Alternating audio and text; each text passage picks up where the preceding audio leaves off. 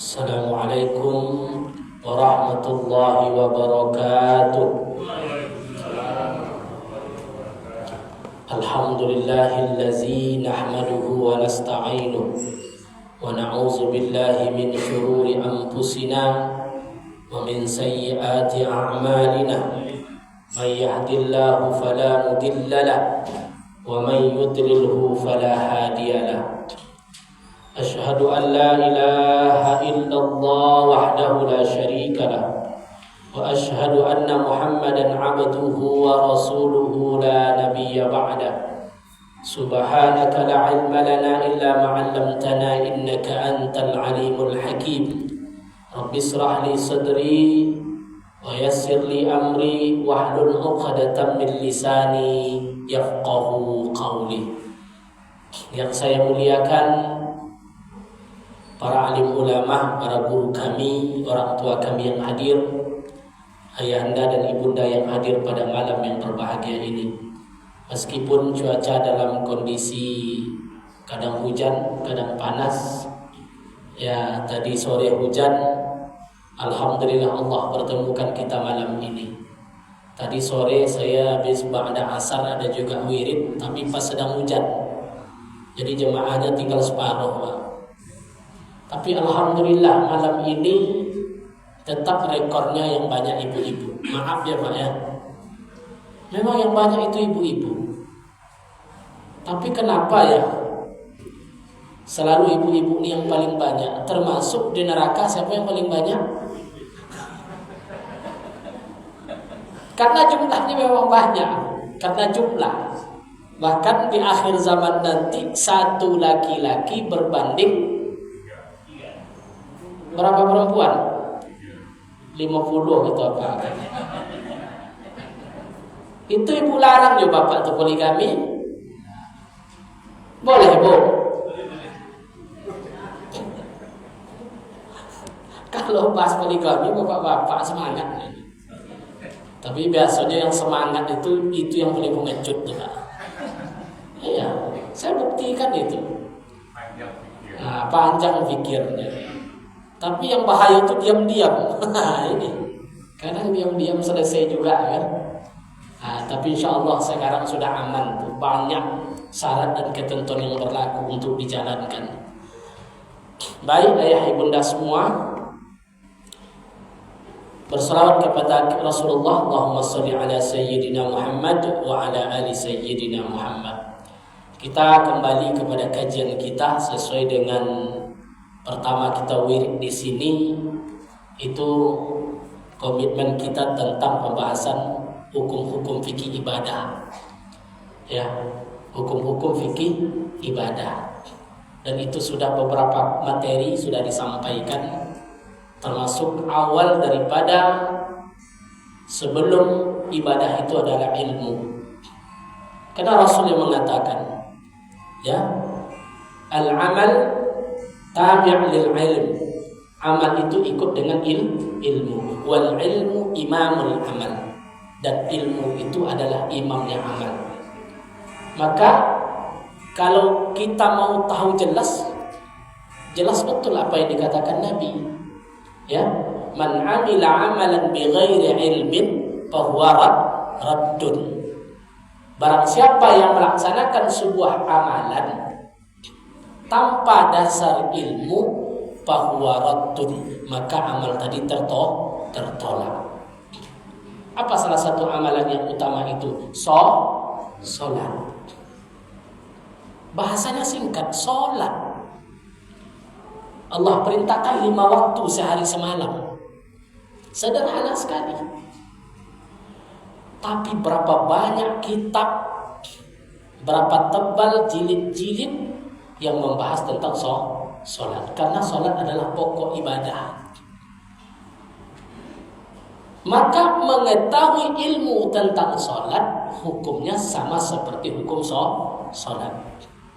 Jadi ada kawaidnya Pak, dalam usul fikih disebutkan ma la yatimul wajib illa bihi fahuwal wajib. Suatu amalan yang wajib tidak bisa kita kerjakan kecuali dengan ilmunya, maka menuntut ilmunya hukumnya wajib. Hukum salat apa Pak? Wajib, mutlak wajib, fardu. Maka apa hukum menuntut ilmu salat? Bapak Ibu, apa hukum menuntut ilmu salat? Wajib. Disitulah hadis Nabi, talabal ilmu faridatan ala kulli muslimin wal muslimah. Menuntut ilmu itu faridah. Kalau faridah itu bahasanya fardu. Kalau fardu itu sifatnya individu. Oh, Ustaz, suami saya kan sudah belajar, suami ibu. Kalau bahasanya faridah, bukan saja suami, tapi ibu sendiri. Maka penekanannya kulli muslimin wal muslimah. Menuntut ilmu agama itu wajib bagi setiap muslim laki-laki dan muslimah perempuan. Pertanyaannya hari ini, ibu sudah berapa tahun sholat? Lah banyak awak sholat, Bu? Kalau dihitung, tak terhitung berapa kali kita sholat, Pak? Pertanyaannya, sudahkah kita sholat sesuai dengan ilmunya? Oh, saya sudah berusaha menuntut ilmunya, Ustaz. Itu ikhtiar kita. Maka dalam kitab ini disebut ilmu sholat itu fikih ibadah. Ya, fikih ibadah itu rukun Islam itu, Bu. Kalau syahadat tauhidnya, sholat, zakat, puasa, haji, itu disebut dengan fikih ibadah. Kalau setelah itu ada namanya fikih munakahat, hukum keluarga. Ini enggak faridah. Dia enggak wajib ain, Pak, enggak wajib individu. Tapi kalau fikih ibadah, wajibnya individu masing-masing. Tapi kalau fikih munakahat, hukum keluarga, siapa yang mesti tahu hukum keluarga? Qadhi, Pak Kua, itu harus tahu dia tuh, Pak. Tapi enggak wajib untuk semua. Apa tentu rukun nikah berapa, Pak? Lupa. Enggak wajib diketahui rukun nikah. Ya. Kenapa enggak wajib? Karena sudah ada ahlinya di situ.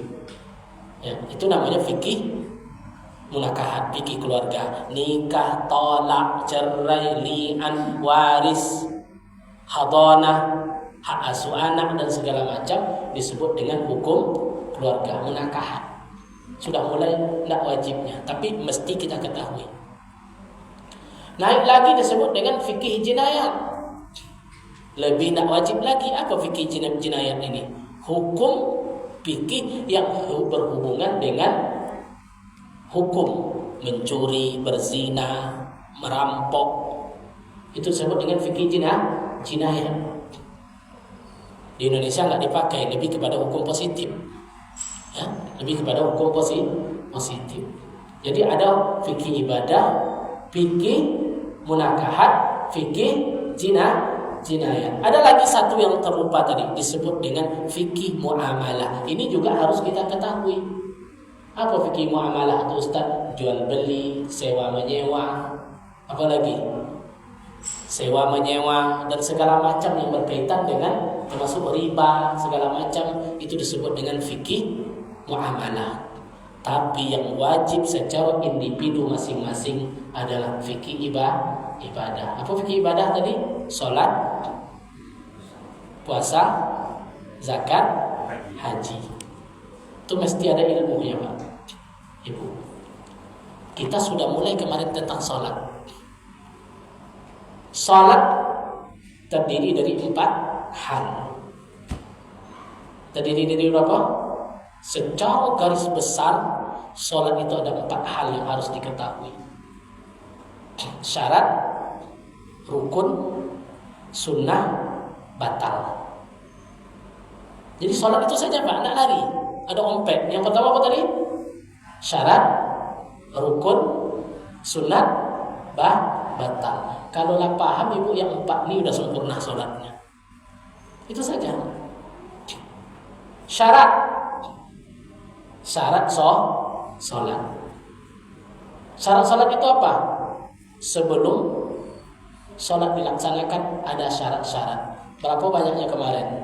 Ala lupa, Ustaz. Paham saya itu jawabannya. Syarat sholat 5. Rukun sholat ada yang menyebut 3 boleh, ada 17, ada 14. Semuanya betul. Rukun sholat kalau pada umum kita ketahui 13 kan, niat, takbiratul ihram, baca Fatihah, rukuk, sujud, i'tidal. Itu apa namanya tuh? Rukun.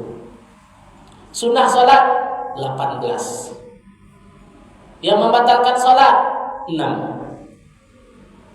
Nanti kita jabarkan. Syarat dulu. Berapa kemarin? 5. Ini kalau mulai bingung apa?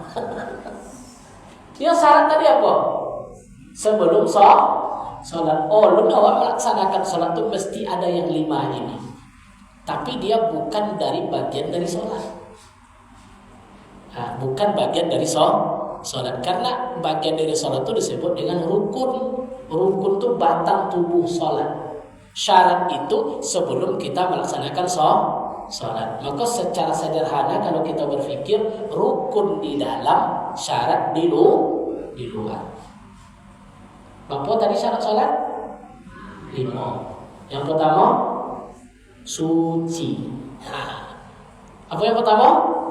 Suci dari hadas. Yang kedua, suci dari najis. Suci dari hadas nanti kita bahas. Yang kedua, suci dari najis. Panjang pembahasannya najis. Yang ketiga, menutup aurat. Panjang kajian menutup aurat, tambah sedikit, tidak panjang kajiannya. Coba aurat laki-laki antara pusat dan lutut. Datang apa-apa sholat di tepi sungai, pakai kain sarung di dadanya nih, tertutup. Allahu Akbar. Sah nak sholatnya? Sah. Karena aurat sudah ditutup. Ini hukum fikih, Pak ya. Kita bukan berbicara layak tidaklah layak. Kalau tidak layak itu tidak layak, marah Allah nanti. Kenapa? Masa sholat mana Allah pakai sarung aja kan terbuka? Itu lebih kepada etika. Tapi kalau berbicara fikih, kita berbicara hukum. Ketika sholat seperti itu sudah sah. Perempuan aurat seperti apa? Ini kita prologkan. Apa aurat perempuan? Selain muka dengan telapak tangan, selain wajah dengan telapak tangan. Oh, seperti apa Ustaz? Maka ilmunya apa? Apa itu definisi wajah? Wajah itu yang mana? Itu yang perlu dibahas dulu. Karena ada orang sholat tidak menutup wajahnya, mukanya di sini. Ini wajah atau tidak nih? Ini dagu, bukan wajah, berarti aurat, sholat tidak sah. Jadi gambarkan dulu wajah itu apa. Oh, ada ibu sholat, Allahu Akbar, nampak rambut sehelai di sini. Rambut aurat atau enggak? Batal sholatnya, hanya gara-gara rambut satu oleh. Atau bayang ibu, itulah ilmu sholat itu sampai ke situ. Ya kadang ambil wudu kan, ambil wudu, muncul loh rambut tuh satu aja. Sederhana sekali. Telapak kaki aurat atau tidak? Aurat. Ibu sholat di rumah, orang tidak ada sedikit pun di rumah itu.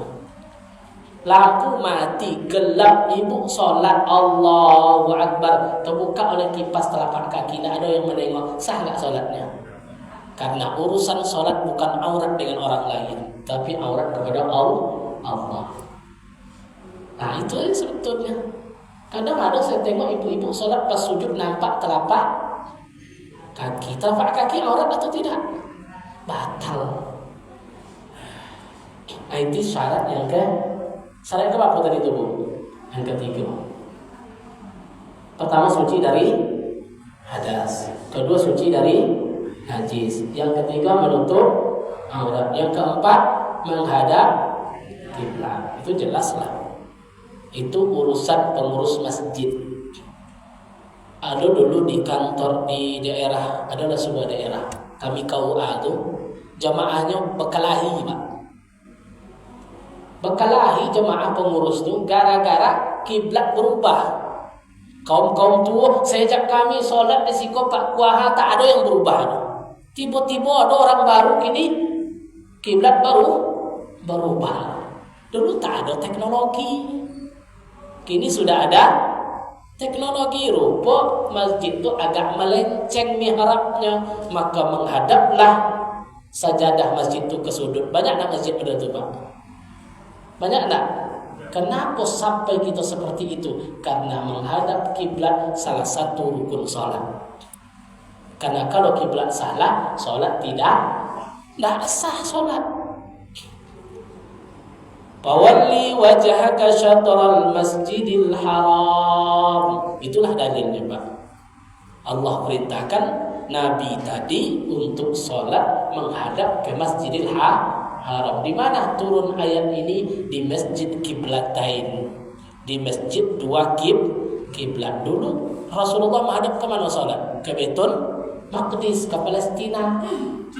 Ketika salat tadi datang perintah, "Fawalli wajhaka syatral masjidil haram", Nabi langsung memalingkan dari Masjidil Aqsa ke Masjidil Haram. Maka namalah masjid itu Masjid Qiblatain, masjid dua kiblat.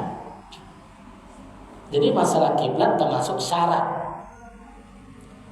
Karena ini bukan bagian dari salat. Ini sebelum salat harus ada tentuan kiblatnya tadi. Nah, mesti menghadap kiblat. Kalau kini kan canggih, Pak. Ada Finder di ibu tahu Play Store, Bu? Ibu-ibu kini kan update status saja, update status rajin tuh di Facebook. Kan rajin kadang-kadang kan update status rajin.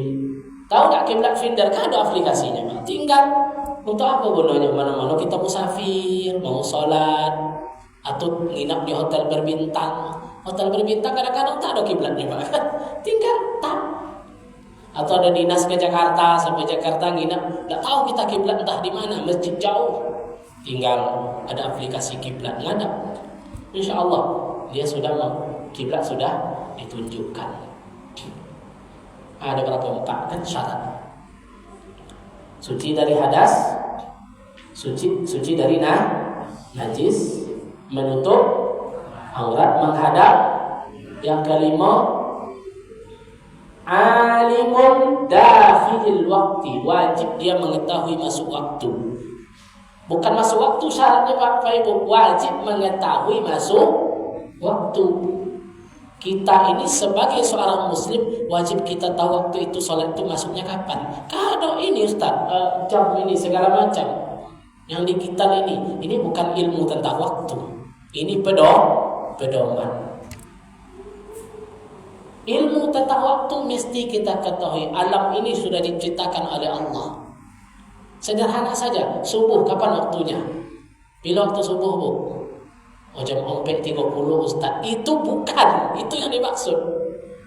Kapan masuk waktu subuh? Terbit fajar siddiq. Sampai kapan? Tulu'us syamsi, terbit matahari. Jadi kalau sudah terbit matahari, subuh sudah hilang. Nah, ini nanti kita kaji lagi.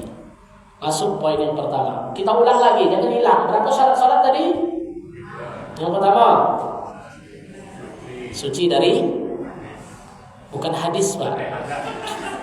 Suci dari hadas. Yang kedua, suci dari najis. Yang ketiga, menutup aurat. Yang keempat, menghadap kiblat. Yang kelima, mengetahui masuk waktu. Bulan besok saya tanya lagi. Nolo ya. Tapi asal tuh.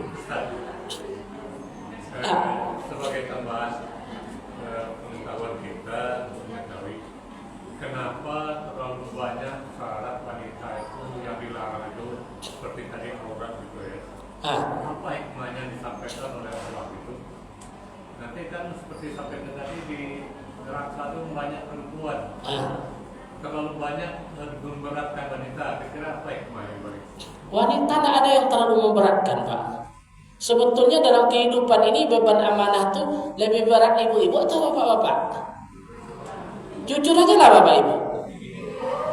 Lebih berat tanggungan bapak-bapak atau ibu-ibu?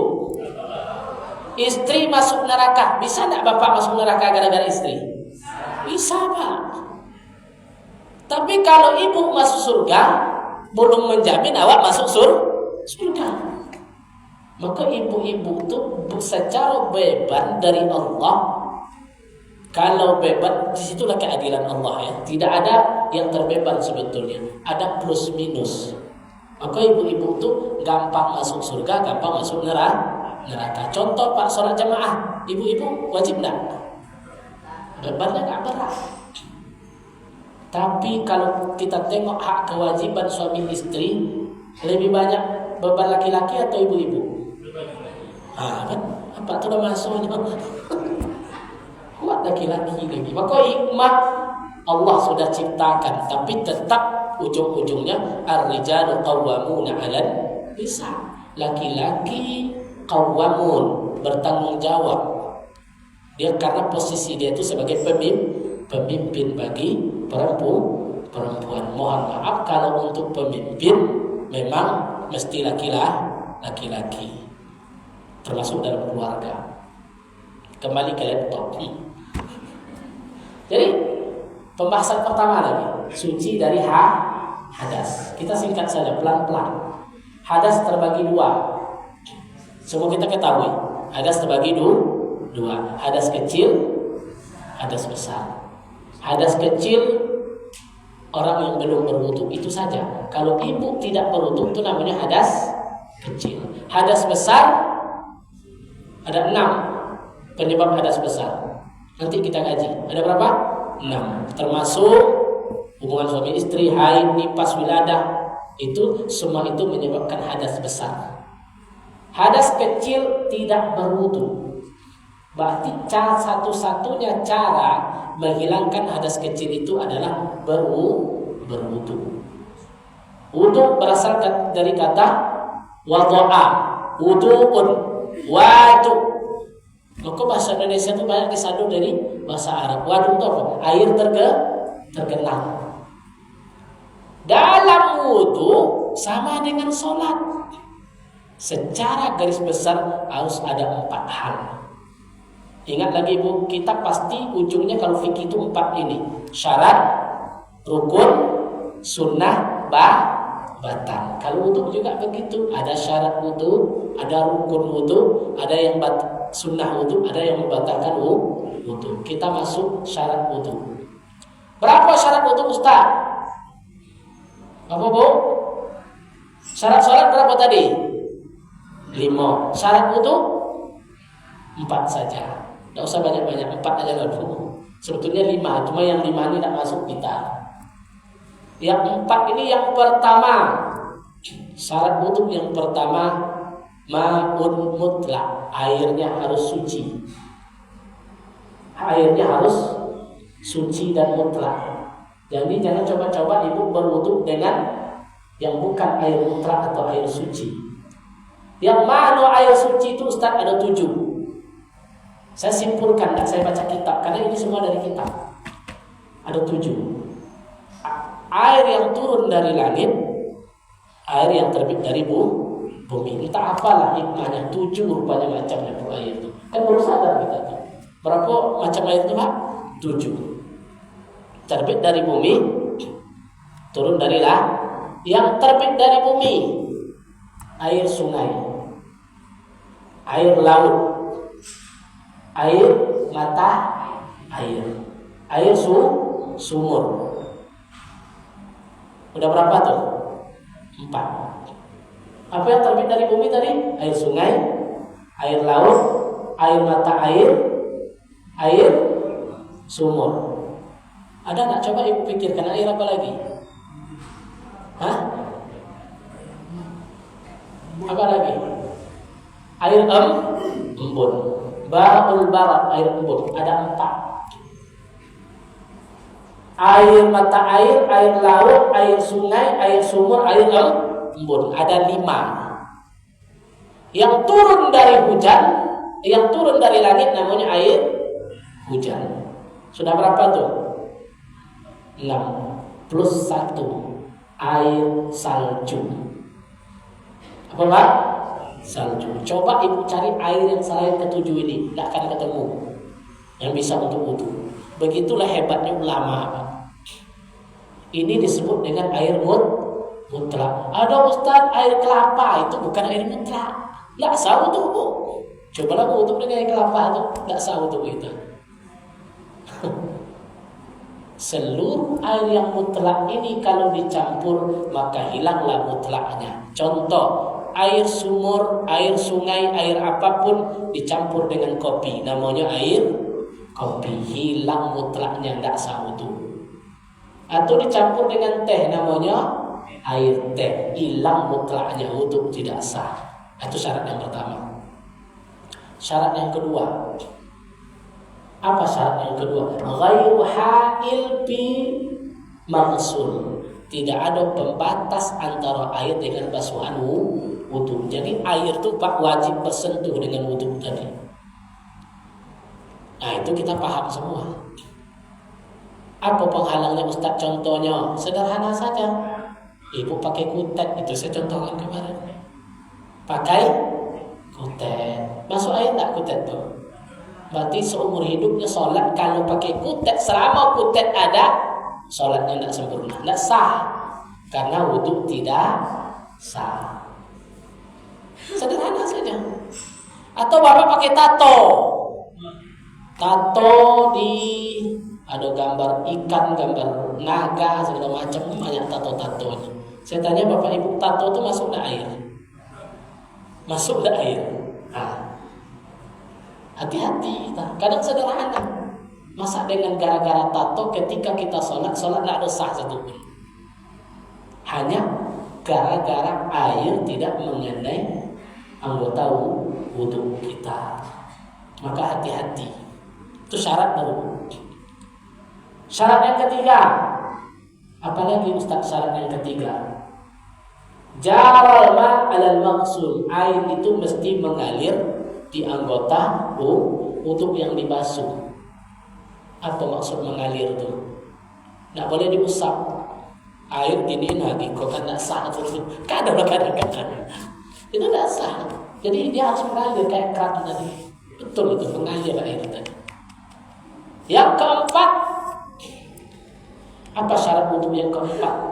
Tidak boleh air tadi berubah warnanya gara-gara basuhan. Apa contoh? Lumpur di tangan kita. Enggak kita bersihkan lumpur tadi, langsung dibasuh. Berubah tak warna air? Berubah, berarti wudu tidak sah. Atau ibu habis pesta, bedak ibu itu 5 lapi, tahu ibu? Bedak 5 lapi. Kalau langsung wudu, kira-kira berminyak ada air itu? Maka bersihkan dulu, baru kita ngambil wudu. Seperti itulah sederhananya. Bersihkan bodak itu dulu, baru boleh kita berwudu. Karena basuhan wajah bercampur dengan air berubah warnanya ketika berwudu, wudu tidak sah. Kan sederhana itu. Atau tebal gincu, ibu itu tahu gincunya. Kalau bersentuh air kan langsung merah air tadi. Jangan bersihkan dulu baru ngambil wudu. Makanya bu, jangan pakai lipstik sebelum ngambil wudu. Kenapa? Karena ibu di rukun wudu. Jadi syarat sudah selesai. Syarat berapa tadi? 4. Syarat wudu 4. Yang pertama air suci dan mutlak. Yang kedua tidak ada penghalang antara air dengan tubuh. Yang ketiga mengalir air di basuhan wudu. Yang keempat air tidak berubah untuk membasuh anggota wudu. Selesai syarat. Yang kedua apa tadi? Rukun. Rukun wudu ada berapa? 6. Berapa rukun wudu? 6. Itu tidak juga HP itu kacau tuh. Yang pertama menganggurnya lo pusing. Yang pertama nih Allahu Akbar, nawaitul wudu'a li rabbil hadasin. Itu namanya lafaz niat, tapi niat itu di hati. Niat di hati. Kapan dijatuhkan niat? Ketika membasuh muka. Bukan sebelum, bukan sesudah. Mazhab Syafi'i. Mazhab Syafi'i. Kalau ada pendapat yang lain mungkin mazhab Hambali, mazhab Maliki, mazhab Hanafi, tak masalah. Tapi dalam kitab yang saya bawa ini disebutkan Qasdus syai' muqtarinan bi fi'lihi, niat dijatuhkan ketika air menyentuh wajah. Sengaja aku ngambil wudu karena Allah Ta'ala ketika air sampai di wajah. Rukun yang kedua apa? Membasuh muka. Apa yang dimaksud dengan muka? Nah, ini pembahasannya. Taulan ma baina sya'ar. Panjang muka itu antara tumbuh rambut pada kebiasaannya sampai dagu. Komuko sadonya komu. Wajib dibasuh luar dan dalam, termasuk pamun kharij, termasuk bibir luar. Jadi ngambil wudu tuh bibir tuh biarkan dia seperti biasanya. Paham, Bu? Ini tak keju tebal. Bedo. Bibir luar masuk wajah. Jadi yang dimaksud wajah itu barang yang nampak. Bibirmu nampak lagi itu bibirnya. Nampak kan? Iko nak pas pakai lipstick langsung untuk Nggak sah untuknya, Bu. Nggak sah. Maka yang merah-merah itu hilangkan dulu. Ini kan kadang pesta, kan ibu-ibu yang kena sering itu, Pak. Ada pesta di hotel, awak undangan, masuk zuhur, awak mau sholat, malas menghilangkan yang ancak-ancak di muka tuh. Nggak bisa, selesaikan dulu. Wudulah dengan sempurna. Beko habis wudu nanti, ulang kali. Atau ibu pesta anak, orang mau undangan jam 11 siang, undangan sudah banyak datang, wudu dulu. Jaga wudu ibu menjelang zuhur. Kan tidak masalah. Ya wudu dulu, jangan batal kita sampai zuhur. Nanti pas zuhur langsung sholat, boleh, tidak apa-apa. Dihilangkan biasanya. Kan tidak hilang dia, masih nempel, tidak apa-apa. Paham, Bu? Kita masuk rukun wudu. Yang ketiga, membasuh dua tangan. Yang keempat, boleh, Bu? Yang keempat, ngusap kepala. Ya, jadi kepala itu tidak basuh, nggak ngusap. Yang kelima, apa yang kelima? Membasuh kaki. Tapi orang yang konon apa, Bu? Tertib. Paham Ibu itu. Tertib. Dahulu didahulukan, kemudian dikemudiankan. Tapi jangan kaku kita dengan tertib. Kok ada loh kadang-kadang Bapak gara-gara kaku dengan kalimat tertib tadi, pas wudu di sungai, kan kaki dalam sungai itu tuh. Nggak seperti itu, ya. Biar aja lah kaki itu di sungai itu. Wudu kita muka, tangan, ya. Terus usap kepala, masuk nak mesti keluar dulu dari sungai. Kan ada orang kaku kadang-kadang, ini hilang tertib nih, padahal kaki sudah di sungai. Sebayang ibu mandi wajib menyelam di sungai Siak. Bismillah, sengaja aku mandi wajib masuk dalam sungai Siak aja. Keluar setelah itu, hadas kecil ada besar selesai itu. Begitulah dalam hukum fikih. Boleh kita langsung sholat. Oke, yang paling enak mandi wajib kan terjun ke sungai, selesai semua. Nggak ada lagi, basah semua tuh, Pak. Masuk dalam sungai yang selesai. Wudunya beres, mandi wajibnya beres. Tinggal sholat, dah selesai. Selama tidak ada yang membatalkan wudu. Ada pertanyaan? Silakan. Tapi 2 menit tinggal. Ada yang tanya, Bu? Oke, kita review lagi. Mengenai tato itu, ya, Pak. Pada waktu dia masang tato itu dia nggak tahu tentang ilmu agama. Ya, hijrah, tobat. Hijrah, setelah itu Taubat. dia sadar ini bagaimana kedudukan dia. Maka di sini lebih kepada selama tato itu nanti kalau dihilangkan mudaratnya lebih kuat, biarkan aja. Allah ngerti. Agama ini kan bukan agama yang dipaksakan, Pak. Kalau memang dia punya tato, mau ditanggalkan nanti lebih besar mudarat daripada manfaat. Silakan aja seperti itu, nggak apa-apa. Tapi selagi bisa dihilangkan, tidak memberikan mudarat, hilangkan. Karena la yukallifullahu nafsan illa wus'aha. Allah tidak akan memberatkan seseorang itu kecuali apa yang dia sanggup. Apa tanda dia hijrah? Dia udah berusaha menghilangkan. Tapi kalau dihilangkan nanti menjadi mudarat. Biarkan aja seperti itu. Insya Allah taubatnya diterima oleh Allah Subhanahu Wa Taala. Jadi kita tidak boleh pula alergi ini hijrah tatonya banyak tidak hilang-hilang. Dulu dia tidak tahu. Jadi setelah tahu dia bertobat, tapi ketika dihilangkan nanti mudaratnya lebih besar. Maka tidak apa-apa seperti itu. Jadi review lagi, kita ulang supaya besok ingat ya. Ingat. Kita mulai dari sholat tadi. Syarat sholat berapa? 5. Syarat sholat 5. Yang pertama suci dari hadas. Yang kedua suci dari najis. Yang ketiga menutup aurat. Yang keempat menghadap.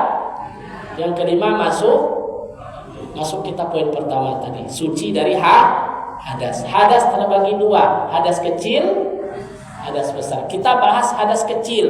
Hadas kecil itu cara menghilangkannya adalah wudu. Wudu ada 4.